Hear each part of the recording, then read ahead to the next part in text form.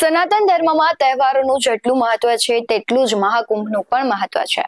કુંભ મેળામાં જેવા લોકો વિદેશથી પણ આવે છે ત્યારે કુંભ મેળો એટલે કે ભક્તિ અને શક્તિનો સંગમ. દર 12 વર્ષે મહાકુંભનું આયોજન કરવામાં આવે છે, જે લગભગ 45 દિવસ સુધી ચાલે છે. દર વખતે લાખો ઋષિ મુનિઓ અને ભક્તો મહાકુંભમાં ભાગ લે છે. ધાર્મિક માન્યતા અનુસાર મહાકુંભ મેળામાં સ્નાન કરવાથી પાપોમાંથી મુક્તિ મળે છે અને જીવનમાં ખુશીઓ આવે છે. નમસ્કાર, આપની સાથે હું ભગવતી વિશાવડિયા. આ વખતે મહાકુંભ 13મી જાન્યુઆરીથી શરૂ થશે અને 26મી ફેબ્રુઆરીએ સમાપ્ત થશે. આ વખતે પ્રયાગરાજમાં મહાકુંભનું આયોજન થયું છે. મહાકુંભનું આયોજન પ્રયાગરાજ, હરિદ્વાર, નાસિક અને ઉજ્જૈન માત્ર 4 સ્થળોએ જ કરવામાં આવ્યું છે, જેની તારીખ ગ્રહો અને તારાઓની સ્થિતિના આધારે પસંદ કરવામાં આવે છે. કુંભ મેળાનું આયોજન વૈદિક જ્યોતિષની ગાણિતિક ગણતરીના આધારે કરવામાં આવે છે, જેનું સૂર્ય અને ગુરુ સાથે પણ વિશેષ જોડાણ છે. ચાલો જાણીએ મહાકુંભની તારીખ અને સ્થળ કેવી રીતે પસંદ કરવામાં આવે છે. પ્રયાગરાજ મહાકુંભ. વૈદિક કેલેન્ડર અનુસાર જ્યારે ગુરુદેવ વૃષભ રાશિમાં હોય છે અને સૂર્ય ભગવાન મકર રાશિમાં હોય છે, ત્યારે પ્રયાગરાજમાં મહાકુંભનું આયોજન કરવામાં આવે છે. વર્ષ 2025માં ગ્રહોની આ સ્થિતિ છે, જેના કારણે આ વખતે પ્રયાગરાજમાં મહાકુંભનું આયોજન કરવામાં આવશે. હવે વાત કરીએ હરિદ્વાર મહાકુંભની. જ્યારે ગુરુ કુંભ રાશિમાં હોય છે અને સૂર્ય મેષ રાશિમાં હોય છે, ત્યારે હરિદ્વારમાં મહાકુંભ યોજાય છે. વર્ષ 2033માં હરિદ્વારમાં મહાકુંભનું આયોજન કરવામાં આવશે. હવે વાત કરીએ નાસિક મહાકુંભની. નાસિકમાં જ્યારે ગુરુ અને સૂર્ય સિંહ રાશિમાં એક સાથે હાજર હોય ત્યારે મહાકુંભનું આયોજન કરવામાં આવે છે. વર્ષ 2027માં નાસિકમાં મહાકુંભનું આયોજન કરવામાં આવશે. હવે વાત કરીએ ઉજ્જૈનના મહાકુંભની. જ્યારે ગુરુ સિંહ રાશિમાં અને સૂર્ય મેષ રાશિમાં હોય ત્યારે ઉજ્જૈનમાં મહાકુંભ યોજાય છે. વર્ષ 2028માં ઉજ્જૈનમાં મહાકુંભનું આયોજન કરવામાં આવશે. હવે આપને એક પ્રશ્ન થાય કે 12 વર્ષ પછી જ મહાકુંભ કેમ યોજાય છે? એક દંતકથા અનુસાર લગભગ 12 દિવસ સુધી અમૃત કળશ મેળવવા માટે દેવતાઓ અને દાનવો વચ્ચે યુદ્ધ થયું. દેવતાઓના 12 દિવસ મનુષ્યના 12 વર્ષ સમાન છે. ત્યારે જ્યોતિષીય ગણતરી અનુસાર ગુરુ 12 રાશિઓનું ચક્ર પૂર્ણ કરવામાં 12 વર્ષનો લાંબો સમય લાગે છે. તેથી દર 12 વર્ષે મહાકુંભ મેળાનું આયોજન કરવામાં આવે છે. પ્રયાગરાજમાં યોજાતા મહાકુંભની વાત કરીએ તો મહાકુંભ દરમિયાન કુલ 6 શાહી સ્નાન થાય છે. મહાકુંભ વિશ્વનો સૌથી મોટો ધાર્મિક મેળો છે, ત્યારે મહાકુંભનું હિન્દુઓ માટે ખૂબ જ મહત્વ છે. 144 વર્ષ બાદ ફરી મહાકુંભનું આયોજન કરવામાં આવી રહ્યું છે. માનવામાં આવી રહ્યું છે કે આ મહાકુંભમાં દેશ વિદેશમાંથી 40 કરોડથી વધુ શ્રદ્ધાળુઓ ભાગ લેશે.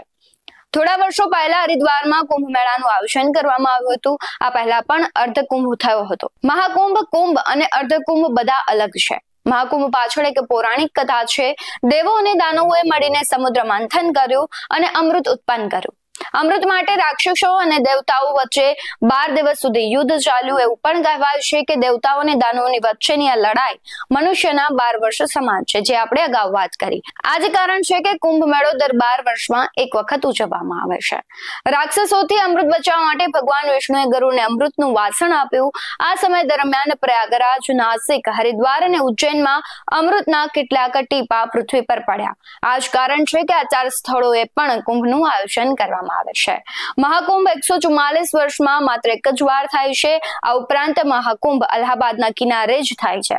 મહાકુંભ ભારતમાં બીજે ક્યાંય નથી થતો, ત્યારે દર 12 વર્ષે પૂર્ણ કુંભ યોજાય છે. 12 વર્ષ પૂર્ણ કુંભ પછી મહાકુંભનું આયોજન થાય છે. જો કે તમામ કુંભનું મહત્વ હોય છે, પરંતુ મહાકુંભનું મહત્વ સૌથી વધુ માનવામાં આવે છે. કુંભ મેળાની શરૂઆત કઈ રીતે થઈ તે જાણીએ તો કુંભ મેળાની શરૂઆત આપણે રામાયણના પ્રસંગો તરફ લઈ જાય છે. તેમાં બને કે કંઈક એવું બન્યું હતું કે એક બાજુ દેવો અને બીજી બાજુ દાનવો, જેમાં દાનવો વચ્ચે બળવાન થતા હતા. તેનાથી દેવોને ખૂબ ચિંતા થવા લાગી કે દાનવ વધારે શક્તિશાળી બનશે તો પૃથ્વીનો નાશ થવા લાગશે. એટલા માટે દેવોએ વાત લઈને બ્રહ્માજી પાસે ગયા. જ્યારે બ્રહ્મદેવે તેમને રસ્તો બતાવ્યો અને સમુદ્ર મંથન કરવાની સલાહ આપી અને કહ્યું કે સમુદ્ર મંથનના અંતે ઝેર નીકળે તે પી જજો તો તમે દાનવો કરતા પણ વધારે શક્તિશાળી બની જશો. એકલા સમુદ્ર મંથન કરવું શક્ય નહોતું, એટલા માટે દેવોએ દાનવોનો સહારો લઈને સમુદ્ર મંથનની શરૂઆત કરી. સમુદ્ર મંથનની શરૂઆતમાં જે વિષ નીકળ્યું એ ભગવાન શંકર પી ગયા અને તેનાથી ભગવાન શંકરનું ગળું લીલા રંગનું થઈ ગયું. એટલા માટે ભગવાન શંકરને નીલકંઠ તરીકે આપણે ઓળખીએ છીએ. ભગવાન શંકર જ્યારે વિષ પીતા હતા ત્યારે વિષના થોડા થોડા ટીપા પૃથ્વી પર પડ્યા અને તેના કારણે સાપ અને વીસી જેવા ઝેરી પ્રાણીઓનો પણ જન્મ થયો છે. ત્યારબાદ સમુદ્ર મંથન દરમિયાન ધન્વંતરી અમૃતનો કુંભ લઈને બહાર પ્રગટ થયા ત્યારે દાનવોએ કુંભને જુટાવવા માટે તૈયાર થઈ જાય છે. એટલામાં જ ઇન્દ્રનો પુત્ર જયંત અમૃત કુંભ લઈને ભાગી જાય છે અને બીજી બાજુ જયંતની પાછળ જતા દાનવોનો દેવ રોકે છે. આ અમૃત કુંભને 8 દિવસ સુધી સ્વર્ગમાં સાચવે છે અને ત્યારબાદ 4 દિવસ સુધી પૃથ્વી પર સાચવવા માટે લાવવામાં આવે છે.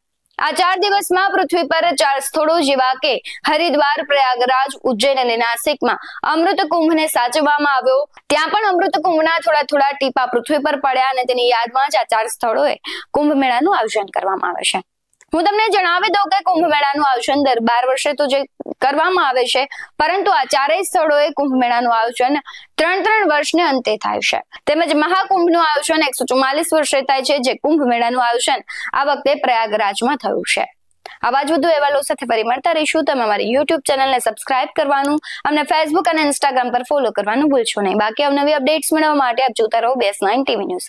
નમસ્કાર.